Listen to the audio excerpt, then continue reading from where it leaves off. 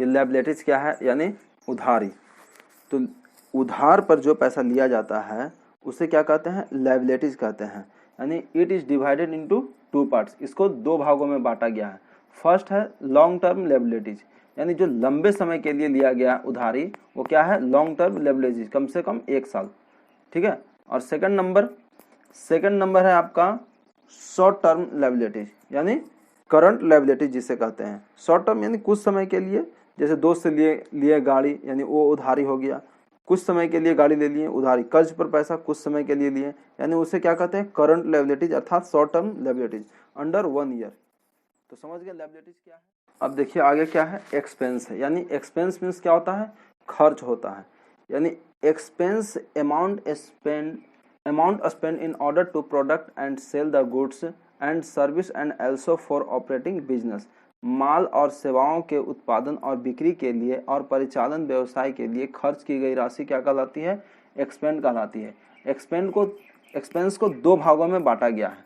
First number है direct expense, यानी वे व्यवसाय जो माल के विनिर्माण से संबंधित हो, यानी those expense which are related to manufacturing of goods, यानी जो मैन्युफैक्चरिंग गुड करता है वह क्या है, डायरेक्ट एक्सपेंस, यानी वेजेज, एग्जाम्पल हो गया वेजेज, मजदूरी, carriage inward, power and fuel.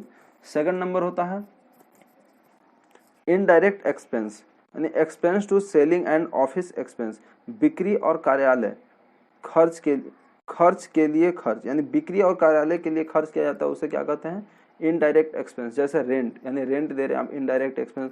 प्रचार प्रसार कर रहे हैं, यानी कोई वस्तु को बेचने के लिए प्रचार कर रहे हैं, यानी इनडायरेक्ट एक्सपेंस हो गया। तो कोई दिक्कत। चलिए आगे देखते हैं क्या है। First income. इनकम क्या होता है, जैसे कि कोई भी चीज़ आप कमाते हैं तो पैसा आता है, दैट इज इनकम होता है। यानी कमाई के थ्रू जो पैसा आता है वो इनकम है, ठीक है। Income it is divided into two parts, income को दो भागों में बांटा गया है। फर्स्ट क्या है, डायरेक्ट इनकम, यानी from sale of goods. Direct income मतलब कि कोई भी सामान को आप बेचें और तुरंत आपको पैसा मिला, क्या हो गया, इनकम। फिर इन सन्ड्री डेटर, यानी जिस व्यक्ति को कोई वस्तु उधार पर दिया जाता है, यानी सेल किया जाता है, उसे क्या कहते हैं, सन्ड्री डेटर। यानी कोई भी व्यक्ति को कोई वस्तु देते हैं तो क्या हो गया, वो सन्ड्री डेटर, यानी सन्ड्री डेटर हो गया वो इंसान जो वस्तु को दिया, सन्ड्री डेटर। समझ गए सन्ड्री डेटर। अगला सन्ड्री क्रेडिटर है, यानी जिस व्यक्ति से उधारी पर सामान खरीदते हैं वो क्या हो गया, सन्ड्री डेटर। यानी जो सामान खरीदा इंसान, यानी जिसके पास सामान आया वो क्या हो गया, सन्ड्री क्रेडिटर, ठीक है। चलिए नेक्स्ट देखते हैं क्या है, ड्राइंग, यानी अमाउंट विच डाउन by the owner for personal use from business, यानी मालिक जो अपना पर्सनल यूज के लिए पैसा कंपनी से निकालता है उसे क्या कहते हैं, ड्राइंग।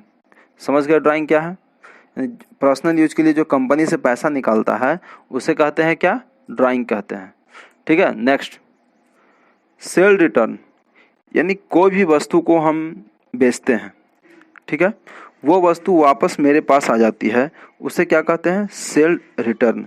फिर परचेज रिटर्न, यानी कोई वस्तु खरीदें और उसको वापस कर दिए तो परचेज रिटर्न उसे कहते हैं, ठीक है। कोई दिक्कत नहीं। चलिए अगला डिस्काउंट, क्या है, डिस्काउंट है, यानी when customer is allowed any type of reduction the price of item, it's divided into two parts.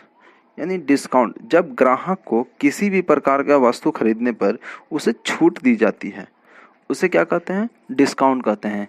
इसको दो भागों में विभाजित किया गया है। फर्स्ट नंबर डिस्काउंट अलाउड और डिस्काउंट रिसीव। तो डिस्काउंट अलाउड, कोई भी वस्तु लेते हैं उसमें डिस्काउंट अलाउड करते हैं, उसे क्या कहेंगे, उसी को कहते हैं डिस्काउंट अलाउड, यानी डिस्काउंट देना। कोई भी वस्तु लिए उसमें डिस्काउंट अगर हमको मिलती है, छूट मिलती है, उसे क्या कहेंगे, डिस्काउंट अलाउड। रिसीव, डिस्काउंट लेने वाला को रिसीवर कहते हैं, ठीक है। नेक्स्ट देखिए क्या है, परचेज। कोई वस्तु खरीदते हैं, परचेज हो गया, उसी में हानि होती है या प्रॉफिट होती है। कोई वस्तु को बेचते हैं, उसमें हानि होती है, दैट इज लॉस। फायदा होता है, यानी कोई वस्तु बेचना सेल कहलाया। तो लॉस, परचेज और सेल, ये तीनों समझ गए होंगे। चलिए, थैंक यू।